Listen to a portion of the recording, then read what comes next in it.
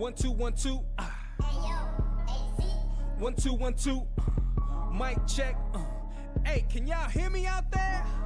Against all odds. Against all odds. Against all odds. Against all odds. Against all odds. Against all odds.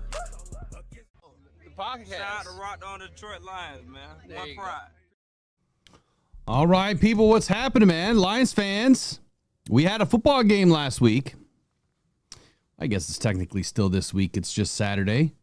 But it was Thursday night football, man. We are finally back in action for the NFL season. Your Detroit Lions took on the Los Angeles Chargers. Now, it was not the showing that y'all were looking for. But you know, we let the flames just kind of, no pun intended, Eric, but we let the flames just kind of stoke for a couple of days before I decided to jump in and do this. I didn't bring any equipment with me. I was like, you know what? I'm just going to let it all just kind of marinate. Everyone can get out all their hate before I get back and get to doing this thing, and then we're going to talk about it. Well, man, I got the worst heartburn in the world. It is terrible. So let me just give you some context. It's the Hall of Fame game. If you've never been to one, if you've never watched one, I've gone 2 years in a row now, but if you have never watched one or gone to one, you're not missing anything. This is 4 preseason games for now, a team that has been used to playing 3 since, 2020? And it's a game that is 1,000% meaningless. So it's not something that you could really judge your team on, right? I mean, this is all evaluation for all of the guys that are not expected to make the team, minus the guys that have to play because you need to field the team. These preseason games are more so all about evaluation, right? It's not about wins and losses. It's not about the scoreboard. However, I was disappointed that the Lions didn't put together a better showing. I did expect more than what we got. But I think that the records, right? I mean, even when you look at the Lions' records in the preseason, it's misleading. Historically, it's misleading. If you want to win the preseason games, you might as well go 0-16. Oh, wait, we've done that. I don't want to go 0-17. So forget about wins and losses in the preseason. How did our guys do? Right? How did they look? How did the guys that maybe you didn't expect to play well, how did they play? Or conversely, the guys that you were hoping were going to play well, that maybe been around a while, Broderick Martin, how did you play? Not very good. Right? There was some surprises in this game. There was some things that we were not surprised about, which, by the way, big shout out to Corey Besh and Ahmed Hassanin. Corey wasn't lying, was he? He wasn't lying when he was saying that his brother can play at a high level. And I think that a lot of people are going to be surprised when we see this guy, you know, get some time underneath his belt. So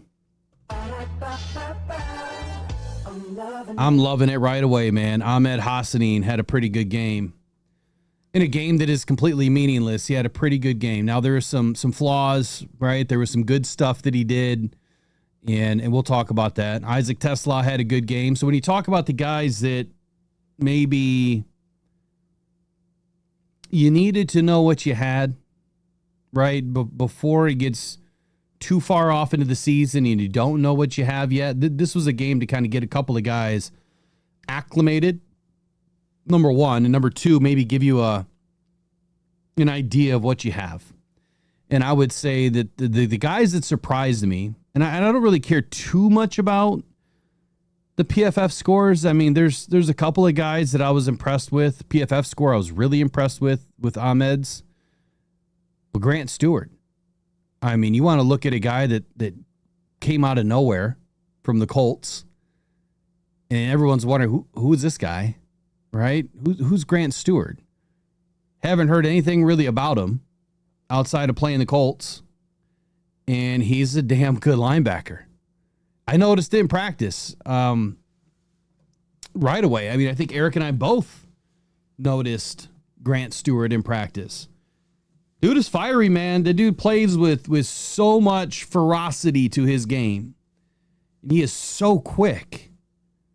I didn't realize he was that fast, but he is quick. He may not be a good returner, which I don't think they want him returning balls, but we'll talk about what I think was kind of going on with those kicks. Matter of fact, I'm gonna throw the replay machine on while we're doing this. So if you guys want some plays diagnosed, or we'll just at least talk about them, I got the replay machine dialed up. I can't show any replays, obviously. So I just watched Grant Stewart's. I was a little bit taken aback here. Why did Grant Stewart return the first kickoff? Like, that was planned. Like, I thought, did they kick it short? See, they kicked away from me, right? So I was on the other end zone. They kicked away from me. And I'm like, Grant Stewart's got the ball and fumbled. I couldn't see that far, right? All I can see is the back of the helmets. And so I thought they kicked it short. And I thought they were kicking it short on purpose because of the new kickoff rules. No, Grant Stewart's back there returning kicks. I thought that was nuts. But then when you see how quick he is, maybe there's something to it. He just needs to hold on to the football. But honestly, his knee was down. It was down. It shouldn't have been a fumble, but it is what it is. All right, let me get in here. Who's in here tonight? Let's see, Brandy's in the house. Brent's in the house. Michael Garrity. J-Rod. Let's see. Of course, Trace. Wickster. Will Carter. Who else is in here? Jay-Z. Jay Cruisin. Who else is in? Mike P's in the house.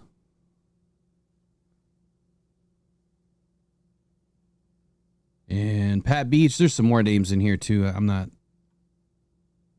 seeing for some reason. There's more people in the chat than just that. Anyway, welcome in, guys. So right away, here's what I'm going to say about Ahmed. He was obviously the standout performer of the night, not just PFF wise, but I think that he really showcased some pretty solid athleticism and technique. He made mistakes, like I said, but he also made some really good plays. Very active with his hands and his feet. He beat some blockers effectively. He also got held up by some blockers. Couldn't disengage. But he demonstrated, I think, a pretty solid level of discipline, right? He didn't make too many huge mistakes, which you would expect from a rookie. And you would definitely expect from a rookie in the 6th round. And he is anything but, he's a 6th round draft pick just because that's where he was taken, but he's anything but a 6th round draft pick, if you get what I'm saying. I think that his ability to maintain discipline while making tackles, whether it's for a loss or just making a tackle, period, I think it was pretty impressive. I think that he's been learning from the vets to this point. I think that he's been getting some action in and around Aiden and Davenport and Pat O'Connor and others that obviously are helping him level up his game. And I would almost imagine for a moment here that maybe Keith Cooper and his presence and what he's been able to do early into his career is probably also giving a little bit more of a fire to Ahmed to make sure that he does it right. So his performance, look, I think he's probably going to get some more playing time in the next game, which is what, like a month away, a couple weeks away, something like that. He's definitely going to get some more time. Yeah, it's about 2 weeks away, I think. So here's some good that I noticed in the game. There's about 9:03 left in the first. And Trey Lance, which, by the way, Trey Lance had a hell of a game. I wouldn't be surprised if Brad's trying to do something with Trey Lance. So it was a no huddle. It was a shotgun. It was kind of a quick play. He got lined up, and it was a handoff. And it went right out the outside guard, where Ahmed was lined up on the outside of the tackle. And he took that tackle, and he, ripped him down and threw him away like a used napkin. And then dove in and got the runner. tripped him up, and then I think Grant Stewart was there to finish him off. Beautiful display of power with his hands, the ability to shed blockers, and have his eyes on the football, right, and to make a play. So he had a great use of hands. Obviously, his eyes were staying with the football, which is exactly what you hope a defensive end is going to do. They're not going to get lost in the play, if you will. And the fact that it was a no huddle and he was able to get himself, ready to roll, it was no big deal for him. So that was a good play. There were some flaws too, and one that I mentioned earlier is kind of the only one that really stuck that in that game was he tended to get wrapped up inside tackles a little bit, especially some of the bigger guys. He couldn't release at times. There was that 28-yard pass play to Lambert Smith. I want to say it might have been the next play, or it might have been the play before. It was about 9:19, 9:20 left in the first. It was 3rd and 4. And Ahmed was out in the wide 9. Or at least you could consider the wide 9, but he was down on 2-point stance. Had his hand in the dirt. But he's out in the wide. And that kind of was weird to me. Like, why are we not standing up? I don't know. I can't answer that. So this is that spread defense, though. They had everybody spread out, on this defense. It was 4 guys up on the line, but everyone was spread out. It's kind of what I was talking about last week at camp. Is our defense is spreading out and allowing these linebackers to come in and fill these gaps. A lot of linebacker play in this game where I'm seeing more blitzing out of linebackers. I'm seeing more usage of the linebackers, kind of using all of them as a front 7, if you will. So in this play, though, I wrote some notes down. Let me see what I wrote. He fires, he makes contact, but there was no plan with this tackle. So it seemed like it was almost like a lazy play to me, but it really wasn't lazy, if you will. I don't think he's a lazy football player. It just looked like a lazy plan.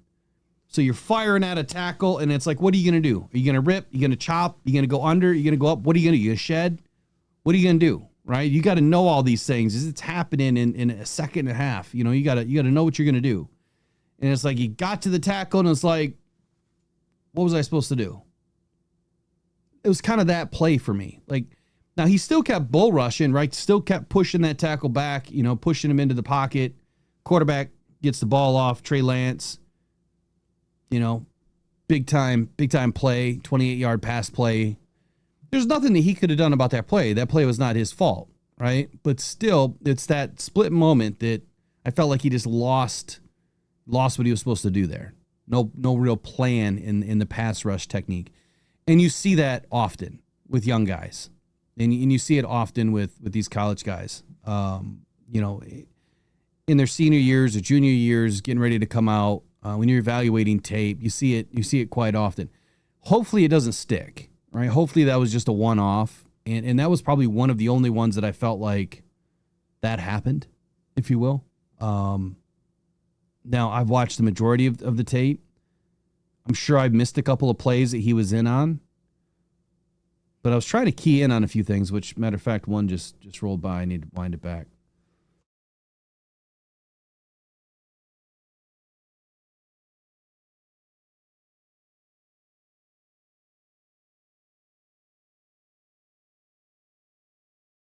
All right, so this play just happened for the Lions, and I don't even know where we're at in the game, but I think it was a pass play to Tesla. So it was a rollout. Yeah, it was. It was a nice play to give me one sec.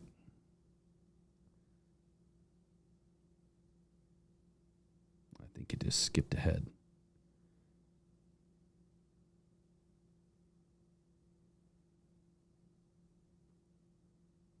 Yeah, it was a 24-yard pass. It was a short pass play to Tesla.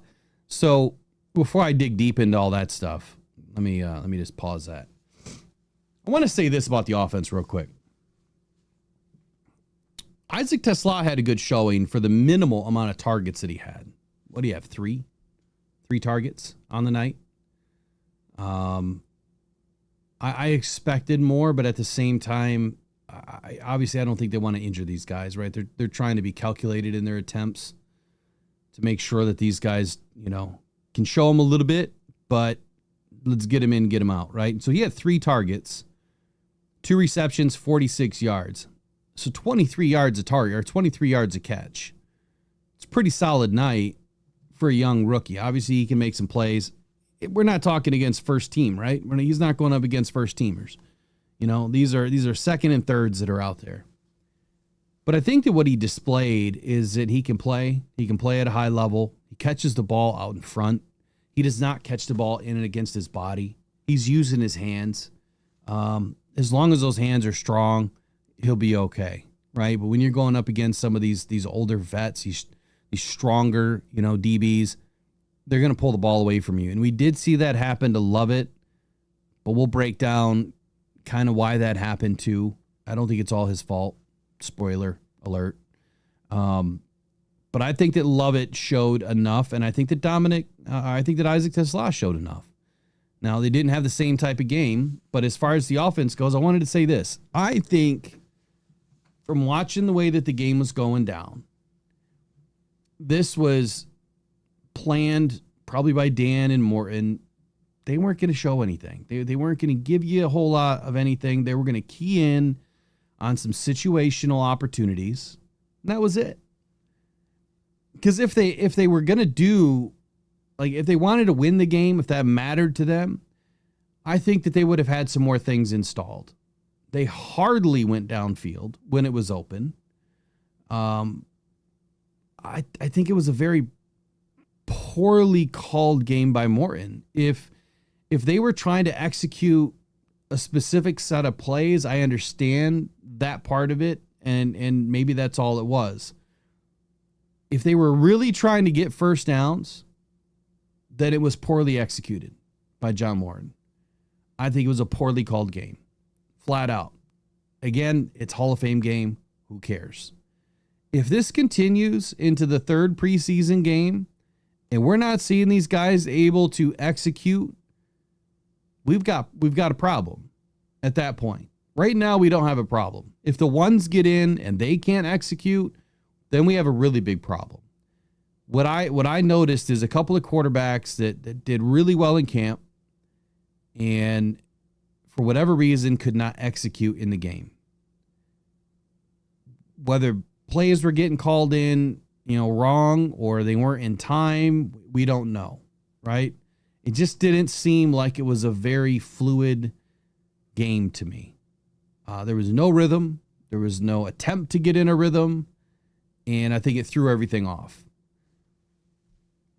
Beyond that, it could have just been that's what they were trying to do, is just to get a look at a few different opportunities in this game against the Chargers. So we have 36 votes on the old poll here. I can't see who's winning here. Yes or no. Who is it? All right, so no, we are not concerned. I'm going to end it there. I think that we're good. I'm not concerned either. So with all that said, I'm not really concerned. I just think that we need to look at when we're in a 3rd preseason game, if we have these same problems, then there's a problem, right? Hendon Hooker is not a bust, right? Kyle Allen is not a bust, not yet. If this continues throughout the entire preseason, then yes, we've got issues. But it didn't happen last year, right? Hooker was doing okay in some of the preseason games. He looked pretty good. Matter of fact, he throws a beautiful ball. He really does. Just so happened he wasn't able to release it because he got 9. He threw the ball how many times? How many times did he throw the ball? Not many. 6. 6 attempts. They had 20 attempts all night. And they had 21. They had 23 run attempts. They had 20 pass attempts. And then they had 5 attempts on the ground by the quarterbacks. So you're telling me a game that had less than 50 attempts. Goodness. Like 45 attempts throughout the whole game. Total. So Hendon Hooker couldn't throw the ball because nothing was getting dialed up for him to throw. He had 6 attempts in the second half. All right, let me go back to kind of what I was talking about in the beginning. We'll get into more of that stuff. Rock Ya-Sin. Holy cow. I was impressed by Rock Ya-Sin. Really impressed. Isaac Tesla, I was impressed. Dominic Love it. I think that he's a mixed bag, and I'll explain why in just a moment. Kingsley Aguakan didn't play well. Brick Martin, no longer Broderick Martin. His name is now Brick. He did not play well, just like a brick. I'm just telling you, man. I think it's written for Broderick. I think that this brick is going to be laid and it's going to be set with some mortar, and it's going to be set in stone that this guy is going to be done if he doesn't start getting in the game and doing something. He didn't do anything. And I know he was trying to be a leader before the game. He was trying to talk the guys up.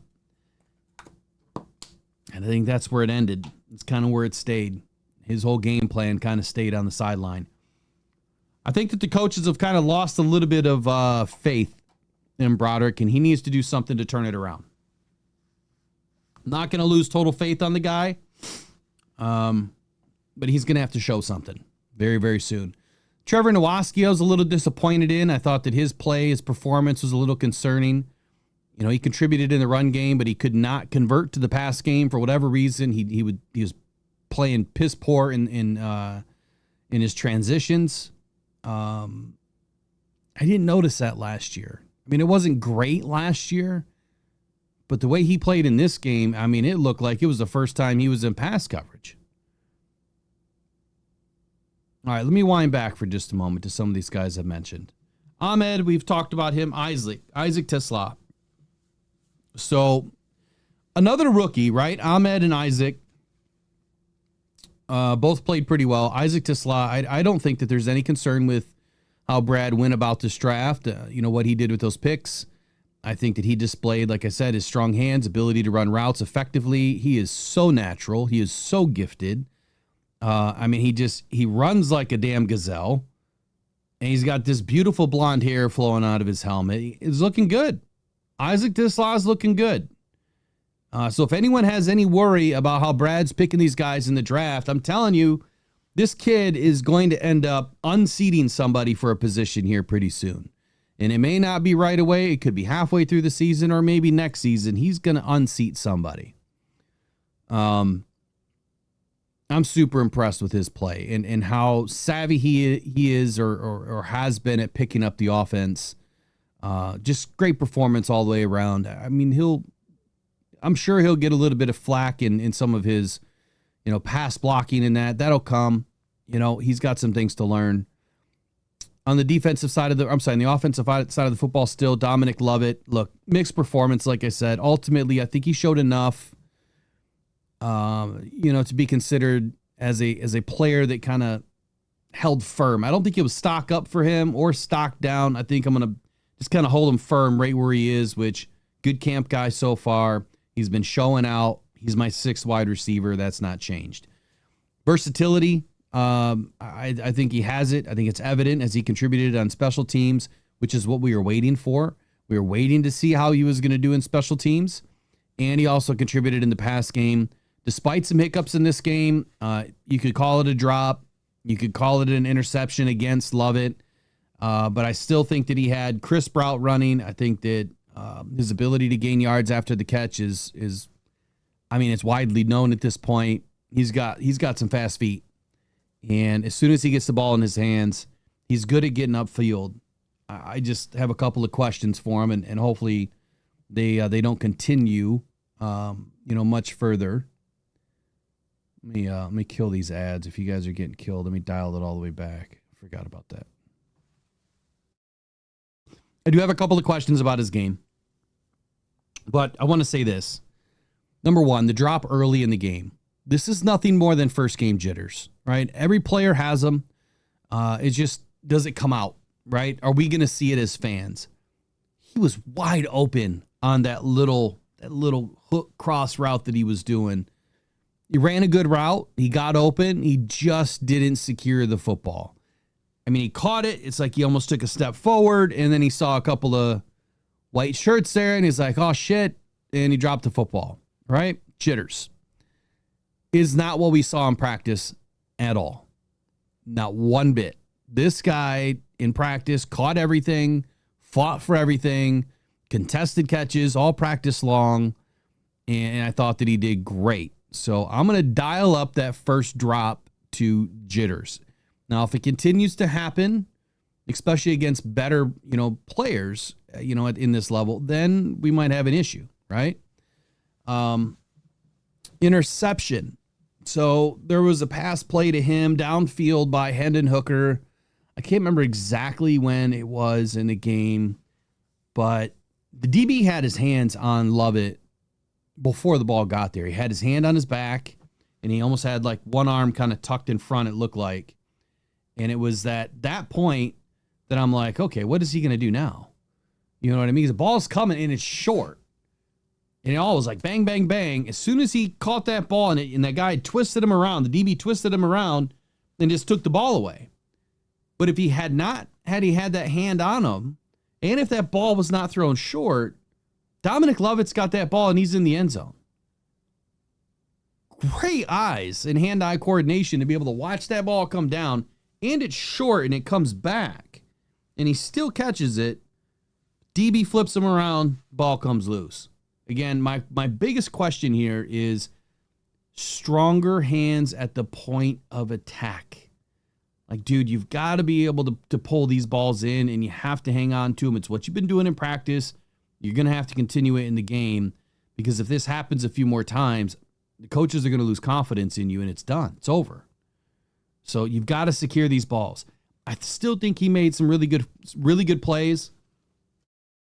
He was targeted 9 times. He caught 5. And yeah, was he 9 of 5 or 5 and 9? Hold on. I think it was 5 and 9.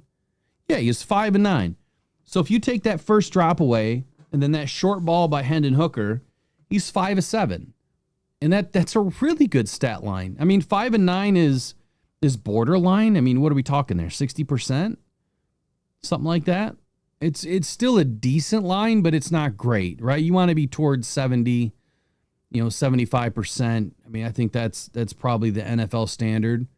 For someone that's elite, you want to catch the majority of the football. So a big shout out to you, Randy. Better the hunt. Man, my neck's all messed up too, if you can't tell. He says, do some good with this, and thanks for killing that hat. I appreciate you, Randy, man. Hope you're doing well out there. I've heard there's some crazy fires still going on in Canada. I didn't know this was a thing. I didn't know it was still going on, and I was just going to ask Eric. I was just going to text him and ask him if he was having some problems up there, because he's up north, And I think I just saw him write it before we got going, that it's pretty cloudy up there.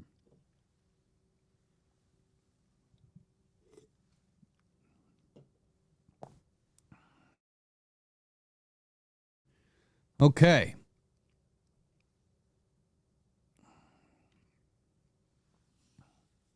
No, health advisory, huh, on the smoke? That's not good, man. It's probably why I've been coughing like crazy. My throat's on fire, man. They took biopsies out of my throat. It hurts. It hurts, and it's giving me, I don't know, it's giving me heartburn, or something is giving me heartburn, but it's bad today. So anyway, Dominic Lovett. I was impressed by him still. I mean, when he made some plays, he made some plays. He looked clean. He looked crisp. I thought that there's more we're going to get from him. There's a lot more. When I look at PFF grades, they tell a different story, but that's why you have to watch the film. That's why you have to watch, what these guys are doing. Let me pull up the offense. Isaac Tesla had, 71.5. That's not bad. It'll get better.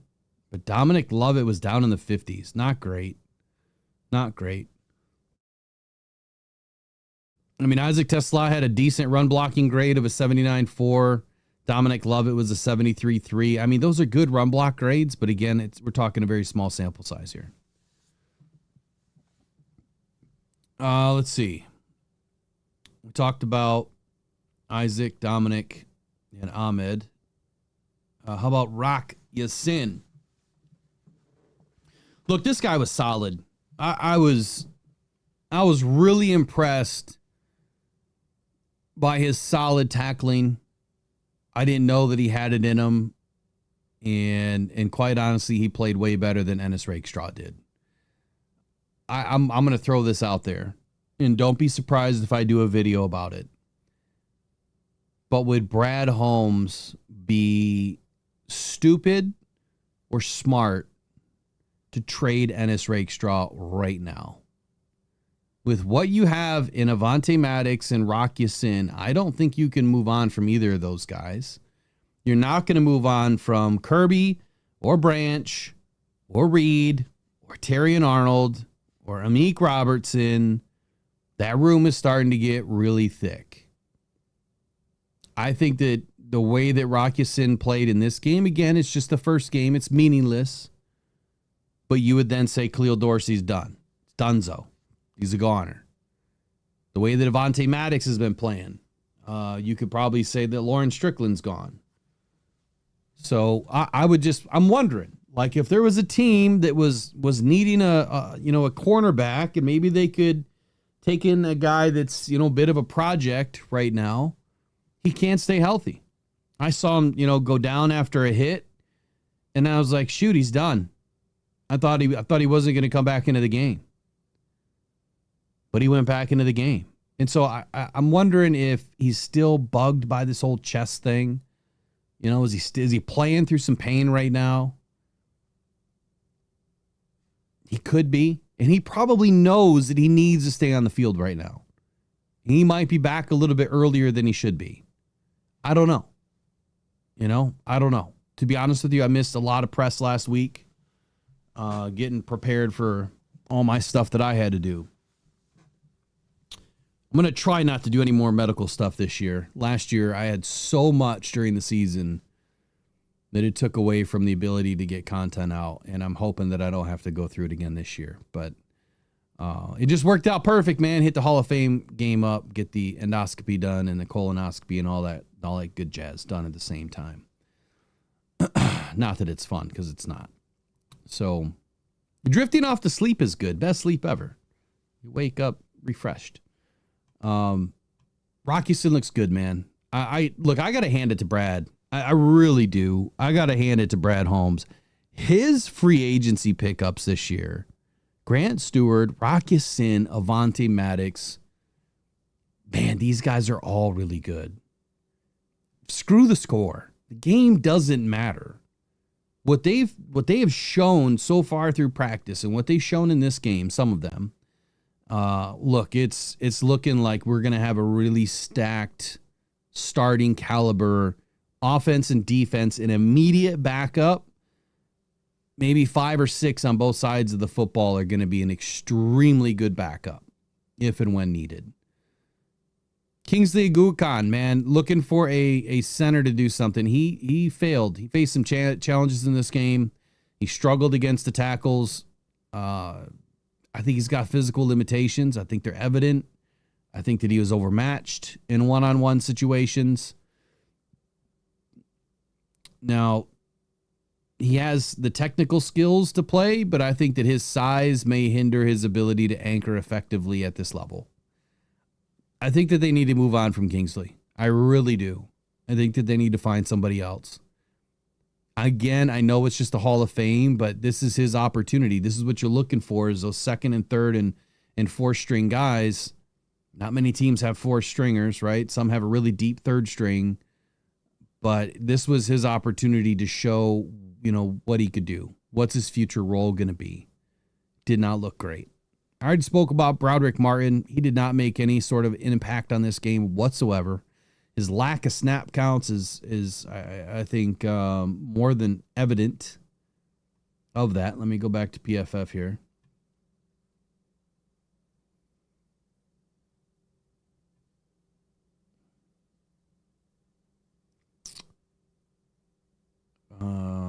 is he? Where is old Broderick Martin? Here he is. 12 snaps in the whole game. Graded out in the 60s. His tackling was a 67.6. He had 1 assist in the game. Now, I'm not worried about the stat line for him as much, as far as overall tackles and things like that.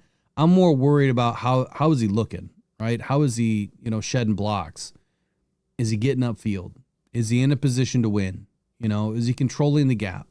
And I didn't see any of that. His pad level is still a problem. Now, it did not look that way last year, but so far this year, that's what I've seen. But we'll see what happens over the next couple of weeks. You've got a couple of practices against the Dolphins and the Texans. That is where I think that he started to shine last year. Again, I'm going to throw this out there. What did they have, guys? Ladies, they had 8 practices before this game. 8 full practices, I think, is all they had. And outside a meeting room, you get 3.5 hours a day. So what is that? That's 28 hours of on-field training? 28 hours of on-field training before this game. They were gone for a whole month, 5 weeks, whatever it was. Then they had 28 hours of on-field training before this game. And then they had another, 60 hours of classroom stuff. So not a whole lot of time. And I'm going to let that be the excuse for this game. But by preseason game 2, we better see something different out of all these guys. Look, my conclusion is this simple for this review. There's just not a whole lot going on right now. I think the next game we're going to see, these guys are going to be way more prepared. They're going to have a few more practices against other teams. And those are going to act as, the preseason game for the starters. But the second group is going to get a lot more action. And I think by then you're going to see some guys that are playing at a much more impressive clip. I think that's the story to the Detroit Lions right now is we've got some changes. New defensive coordinator, new offensive coordinator.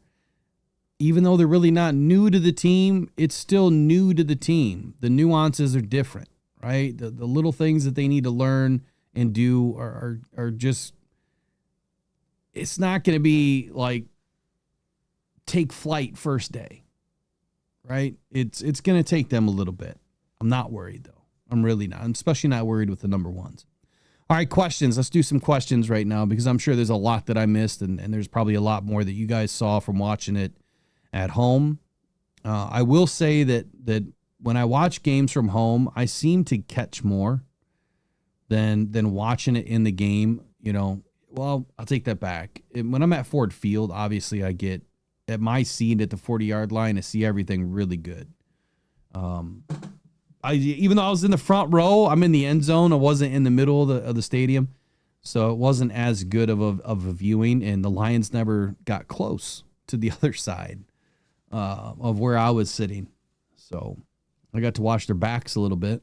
That's about it on offense. Well, let's do some questions. What did you guys see? And then what I also would like to do is to go through the tape real quick. And I'm going to watch the tape right now. And so if you want to tell me a play or a time of the game that you can remember that you want me to watch the tape right now, I'll do that. Something new that I'm going to add to some of the post-game reactions this year. So I got to get some practice in myself. And damn it, Better the Hunt. Did you just drop another 50 in the bucket? Goodness night, dude. He says, Will, are we going to see the starters in the preseason game this year? Great question. I'm not sure that it was worth $50, but thank you, Randy. Appreciate you, buddy. No, I think the answer is no. Honestly, I don't think that. And if we do, let me ask you this, Randy. Like, do you think that we need to? Do you think that we need or should see the starters? Because Dan's MO has always been to never play the starters. And if they got like one or 2, possessions in the preseason, I think that's about it. And I think that's probably what we're looking at. So, I mean, my answer is no, because we're just not going to see much. But if we do, I think it's only going to be 1 possession, maybe 2 on offense. Defense will be a little bit different. I think that defensively, I think that we'll see some of the starters in there, especially Tyleik Williams. Who else did we bring in? My brain's going numb today. On the defensive side of the football, I think that you're going to see. I think you're going to see a little bit more starters, in there for a little bit longer, maybe a half, at least a quarter. I think that Brad's and Dan have kind of done that every year. A big shout out to you, Randy. $100 in the dono bucket, man. Appreciate you. Intercepted. Kirby Joseph coming back to the 40. Kirby to the 45. Kirby to the 50. Kirby into San Francisco territory and taken down at the 42-yard line. I think we're going to see plenty of Kirby this year. Picked off. Kirby Joseph, number 7 on the season. He leads the National Football League. Okay, let's get into some questions real quick. Mike Dickus Fury says, with all the injuries last year, save the starters for the season. Yeah, it's a good point. All right, Mike P says, is the Lions, let's see, the truth is Lions got more out of this game than the Chargers did. Evaluate borderline players. We see starters in co-practices. That's a great point. And I think you're spot on, as always, Mike P, that this was a game that the Lions got more bad tape, right? The bad tape. These are all the things you can go correct now. This is the worst of the worst. This was not a good game. There was some players that stood out. Matter of fact, let me run through the PFF real quick. If you didn't know, now you know, which I'm sure you guys know because I'm doing this a day late and a dollar short. Ahmed Hassanin was the highest graded defensive player for the Detroit Lions. Nate Lynn was right behind him. And then Rocky Sin was number 3. Ian Kennelly looked good at number 4. Miles Adams at number 5 with a 69.3. Let me tell you something about Miles Adams. That dude has such a quick get off the defensive line. I swear to goodness there was a play that he was across the line before the ball got all the way up to the quarterback's hands. I could have sworn he was offsides. Almost positive it was defensive encroachment. Like he was already making his way, past the guard, and that ball just gets snapped. It wasn't called, but that wasn't the only time in that game that I noticed that. The dude has a very quick get off. And it's fun to watch because those are the guys that just happen to make plays. You know what I mean? Like when you put yourself in a position to win, especially as a defensive tackle, if you are on the snap, man, and you are able to get the leverage on the tackle or the guard quickly, you're going to make some plays. And I think that's what you're going to see this year out of Miles Adams. I'm trying to break in this new hat. Got some new gear, man. The Lions dropped off some new gear. I'm excited. I got all the Lions sideline gear this year. So, and I got all the new polos. So I'm ready to go this year. We got the new wardrobe set for the season. I'm trying to go less hoodies, but of course, we've got a new partner that's going to be helping me with our apparel. So 313 Threads, 313threads.com is what it will be here pretty soon. We started migrating some of the designs that I have up onto the new site. We're making some new ones, but 313 Threads is going to handle it, and it's going through. It's going to go through them. Everything is still going to be funneled down to the Rockhound Cancer Foundation. I just don't have time to manage a merch store. So I brought in a partner to help me with it, and 313threads.com has been born to do that. And I'm looking forward to some of the designs. There's already some stuff up. I just don't know if it's up totally yet. Matter of fact, I think Mike P bought a hat already, which that was just thrown up just to kind of get things rolling. I don't even know how he saw it, to be honest with you. I didn't even know it was connected yet. So Mike P, I don't even know if that hat's on its way to you, but like I told you in the text, man, if there's something wrong with it, let me know. We'll get you a new one. because that was supposed to just be a placeholder, if you will. I don't remember if that design was completely done yet or not. So you might have an error hat, you know, like an error card. Just kidding. It's not going to be worth anything. As much as I'd like to think it would be someday. All right, what was another statement or question in here? Oh, Eric, yeah, Boodle is nothing more than a camp body. You know what's crazy is during the game, I said, and Ornery U of M Dad says, what's your thoughts on Boodle? I said Boodle was booty during the game. I thought that Boodle was booty. You know what's funny about that? That dude actually didn't have that bad of a stat line. Let me go to his stat line. There was just a couple of plays that I really thought that he was just way out of position. Oh, where's his stat line? I need to find his targets. That's what I need to find. Where's he at?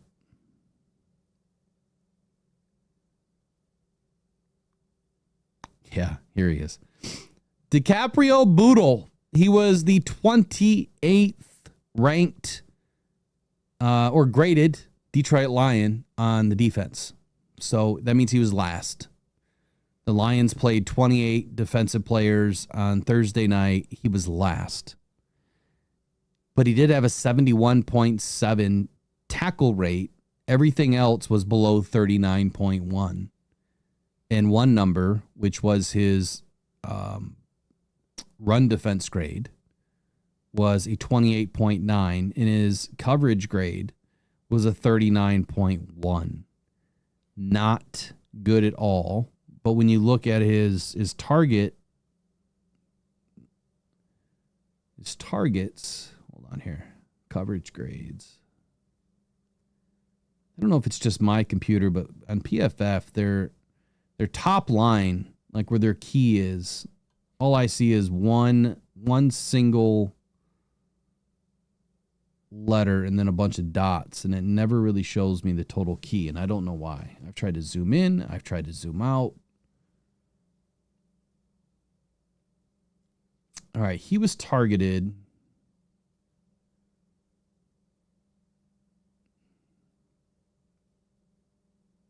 He was targeted 4 times, only 1 reception for 15 yards. So when you look at it from that perspective, like, okay, that wasn't terrible. He gave up 25% completion percentage. Like, that wasn't terrible. But then if you go to the run game, he was terrible. Everything that got to the outside, he was nowhere to be found. And he couldn't make a play. Let's see, his missed tackle percentage. Well, they didn't even grade it. They didn't even grade any missed tackles. So he didn't get any tackles, did he? I don't think he did. He was nowhere to be found. I don't know how you can grade him when he's nowhere near the ball.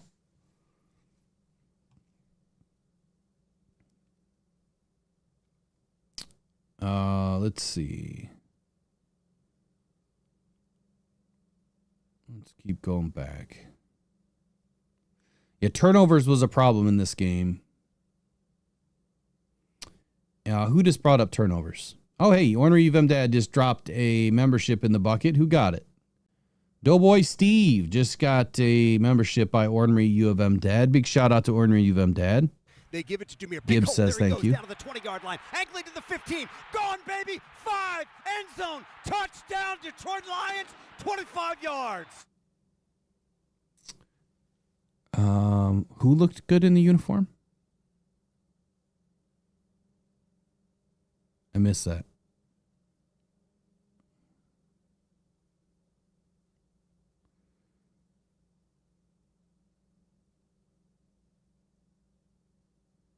Does Barry Manilow know that you raided his wardrobe? I don't know what that means either.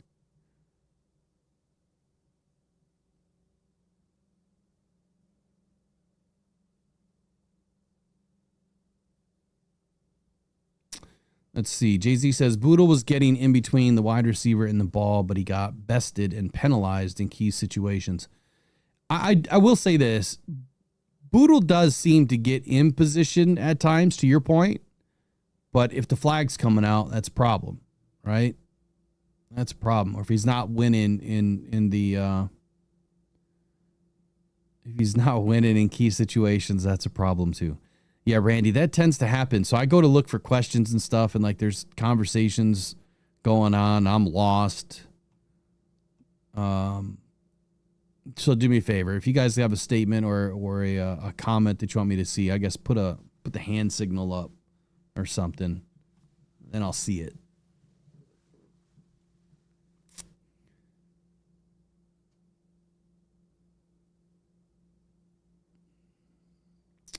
Quick comment here on turnovers. So the first interception, which I'm going to go to right now, watch it on the film. And let's see, this was Kyle Allen, was a short right pass intended for Tom Kennedy, and it was intercepted by Reed at the LA 34. And then Reed was pushed out of bounds at the Detroit 6. So it was a 60-yard gain on the play. I'm going to watch the play right now. Tell you what I see. So Kyle Allen's going to drop back. TK85 goes in motion. No.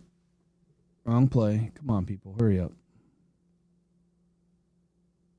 That was a handoff. Here we go.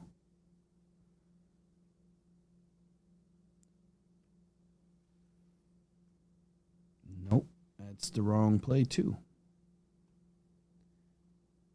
Interception. I need you to play this one. There you go. All right, so Kyle Allen's under center. God dang it. They keep playing the wrong play. My goodness.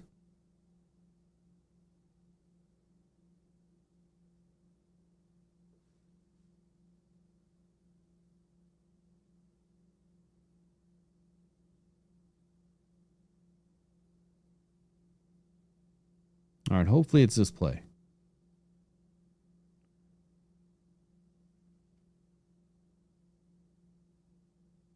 Yes, it is. Okay, so Kyle Allen's in shotgun, and we've got trips right.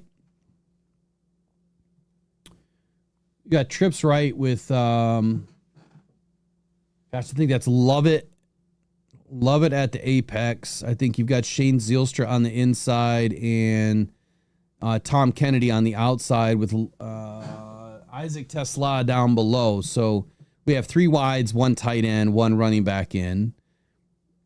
And so what I noticed right away is Kyle Allen, when he gets the ball, he immediately pops up and looks right. Immediately. He's eyeing 85. And that, I forget the DB's name, Reed. His eyes are straight locked on Kyle Allen. So Allen takes two more steps, drops back, plants his feet. And then 85, Tom Kennedy, 85 makes his break. Allen's about to get the ball out. Ball's out. And Reed just breaks. He breaks right in front of Reed, or right in front of Kennedy. And here's why. A few things went wrong on this play. Number one, 85 did not make a move. He did not sell a route. He did not try to make the DB, he didn't try to, trip up the DB at all. When 85 broke, he just kind of ran a little curl to the outside. He didn't break down, plant, and go. He didn't try to throw the DB off like he was going to cut in. Honestly, on this play, if if he had an option and if Kyle Allen had an option, this is a double move and that ball's going up top, right? And it could have worked because there was nobody. The other safety was across the other hash. I mean, he was 35 yards away from this play. If that ball would have went up top when TK85 looks back, if he would have planted right then and gone north, that's a touchdown. But what went wrong here is a few things. Allen had his eyes fixed on 85. You can't do that. That's number one. Number two, Kennedy just ran a very poor route. I mean, he didn't try to sell it at all. So with those two things happening, any good corner is going to pick up on what's going on. So whenever you're locked in, keyed in on a receiver as a quarterback, that's a death sentence. It's going to be a pick. And he's lucky it wasn't a pick six. Craig Reynolds saved the day. So on that one, I mean, you can really blame a couple of people. You know, you can blame Allen and you can blame TK85. Ultimately, it's going to come down to Allen because, I mean, it's not that it was a bad throw. It was just an ill-timed throw. And you can't, I mean, that's like elementary stuff, man. You can't lock a receiver with your eyes all the way through the route. I mean, you might as well just tell the DB where the ball's going at that point. On the second interception, so the other thing that I noticed that Morton kept calling these little short passes. Is this the West Coast offense all over again? I didn't see one curl at 12. I didn't see a curl in it at 15 or 17 or 19. Nothing. I didn't see any of the deep stuff. We were not getting the ball downfield. It was these 5, 7, 9, 12-yard routes that over and over and over again. I mean, the defense is going to know what you're doing. So let's push the ball downfield. Let's push the ball to the middle of the field. You're constantly throwing these out routes, right? So let's watch this second interception here. Now, this was the Tesla downfield. Now, I was right in that end zone when that happened. That's me right there. You can see me on the play. Yeah, you can see me. It's hard to see me, but you can see me.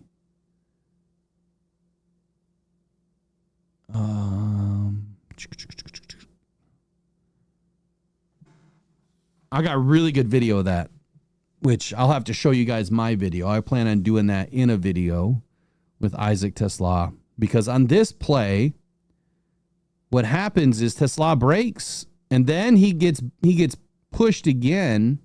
I saw a break, so at the 20-yard line, no more contact. Well, then at the 12-yard line, the DB turns, puts hands on Tesla's shoulder, pushes him ever so slightly out towards the sideline. That pushed him off his route. So when Tesla got held up, that ball sails to the end zone, easy touchdown. Had Tesla not been interfered with, that's probably a touchdown, or at least a contested catch.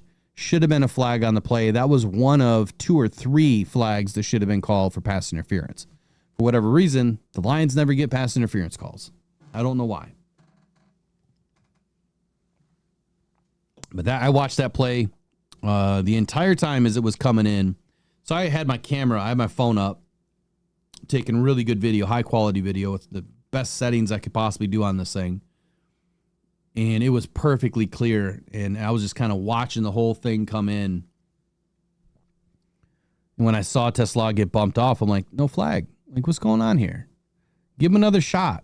I mean, it's just a Hall of Fame game. Just throw the damn flag and give these guys another shot. But they didn't do it. They didn't do it. Just like Grant Stewart's leg was not down. It was.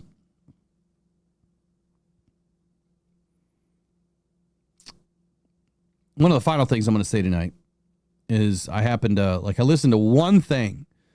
I was getting in the shower today and happened to listen to one thing that just randomly shows up on my YouTube.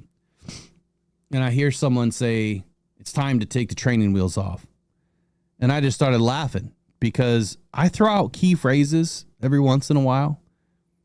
And I do that to see like who's listening to these shows, because I always get 1 or 2 downvotes in like every live or every video. And like that wouldn't normally happen unless it's just some hater.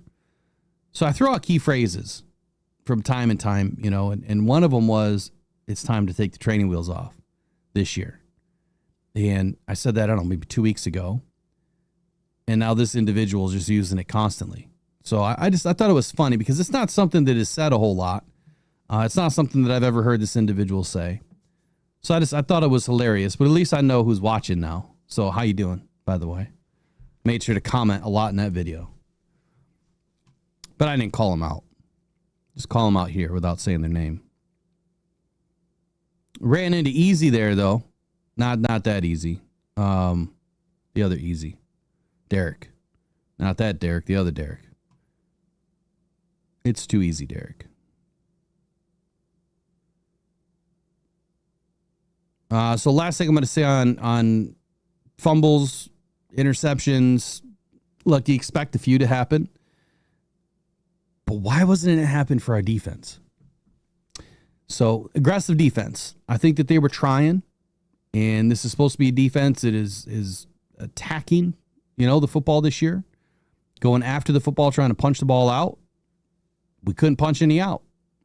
They failed, and that's like that doesn't make you feel good at the end of the day when your focal point, your entire focal point of the defense, is to turn the ball over, and we can't turn the ball over.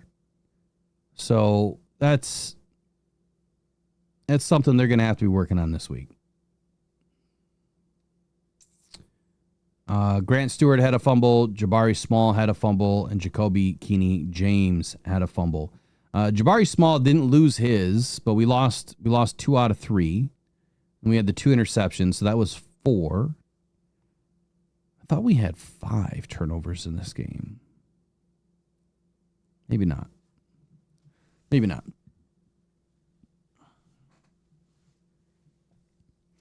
Uh, 15's knee was down first. It all happened so quick, like I believe the refs missed it.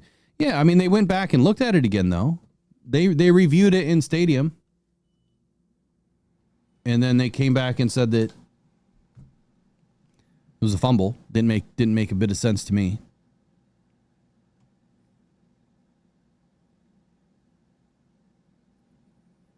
JC says, watching Hassaning's film, a number of linebackers missing tackles. Oh, I'm glad you just brought that up. You want to talk about Grant Stewart one more time here. And I posted this, I think, on Twitter. I literally watched Grant Stewart and then heard it at the same time. He like fell down. Well, 2 things happened, but he like fell down. He made a hit, fell down, popped up, got in the backfield and made a sack. It was such a crazy play. I mean, you land on the ground, you're pretty much out of the play. It's like he never touched the ground. He touched the ground, but he got up so quick and got into the backfield so quick. I need to go find his sack. Watch that play again. It was crazy. And then one of the thuds of the night, man, I got to find some audio of Grant Stewart's hit. But that dude is a hitter. I mean, he put the thump on somebody, and you could hear it clear, I mean, all the way across the field. Now, mind you, this is like a small college stadium, if you will. A big high school or a small college, really small college stadium. So you're a lot closer to the field. You're a lot closer to the action. You can hear things a lot better. But man, he put the thump on somebody. I'm really impressed by him. Like super impressed by Grant Stewart. I think he's going to be one of the top performers for the Lions this year. I mean, definitely on special teams, but he could be a top performer, if needed as a linebacker. And I am super excited to hear that Alex Anzalone got exactly what I said the Lions should do for him. I said that if they were going to do anything this year, that they should guarantee the rest of his contract for this season to get him on the field. And it's exactly what they did. Matter of fact, I think Eric and I both said that in the morning show a couple weeks back. So it was good to see. It was good to see that they got that done for him, because now we don't have anything else to worry about. We don't have any other skeletons, hanging out in the closet for the season. It's just time to go to work. So, all right, that's it for today. Unless you guys have anything else you want to throw at me real quick. Manu did well. Yes, Manu did do well. I thought that he did well. I got some good tape on him, and he looked comfortable. Look, Skipper did really well. To be honest, matter of fact, let me run through PFF real quick before I leave. So on the offensive side of the football, Dan Skipper was your highest graded offensive player. Excuse me. Which is nuts, right? Because it was 3 offensive linemen. It was Dan Skipper, Coyote Owasaka, and Colby Sorsdahl. Your 3 highest graded players on the offensive side of the football. I mean, it's expected that your offensive line should be, right? And then your skill players should be. Well, Isaac Tesla was your 4th highest. Nadi Moody, I thought, had a good game. Craig Reynolds had a decent game. I've seen him play better. Tristan Colon, really good in the pass block situation. Run block, not so good. Malik Taylor, honestly don't even know who he is, but really good in the run block. Kenny Aboa, I thought, had a decent game. I mean, just not a whole lot going on. These guys could not pass the ball to save their lives. Mason Miller. Sorry, I thought I was going to yawn. Mason Miller's got a lot of work to do.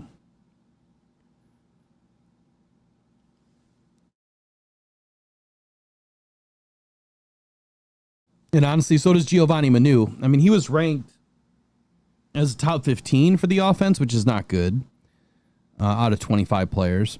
But I still think he looked pretty decent. Like, I think that he played pretty well. And he looked comfortable, which is a big step forward for the big guy. Jamarco Jones, bit of a disappointment. I mean, he was in the bottom, barrel. Tom Kennedy was at the bottom. Kyle Allen, of course, at the bottom. Hendon Hooker was your worst graded player of the night on the offensive side of the football. But I'm going to blame part of that on Hall of Fame game. Meaningless game. I mean, more meaningless than a preseason game. Meaningless. I think the offensive scheme was terrible. And I don't know if these guys are picking up all the calls yet. So tomorrow's August 3rd. So I think that we've got a little meet and greet tomorrow with some of the mods at practice. So I'll see you guys there bright and early. Which reminds me, what time is practice tomorrow? Is it 8:30 or 10:30?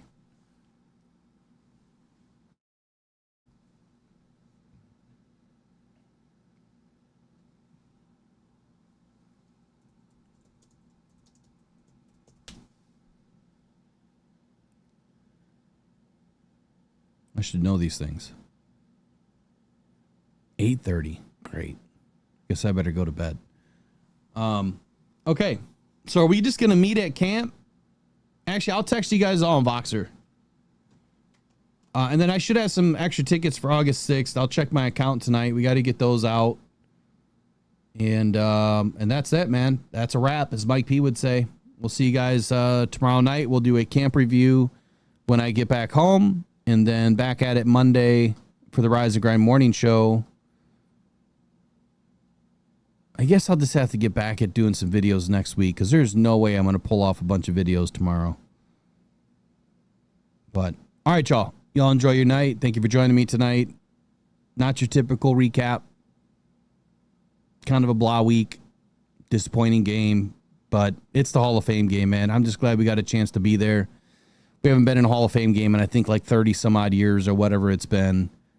I will tell you this. The Lions had a bad night, but even the color guys, right, doing the colors with the flags, they were way off. The flyover was 15 seconds early. So, yeah, not everyone was on board on Thursday night. And neither were your Lions. But that's okay. That just means we have work to do, and we'll get it done. See you guys tomorrow. Take care. Go and Pride. Go Detroit Lions. Take care.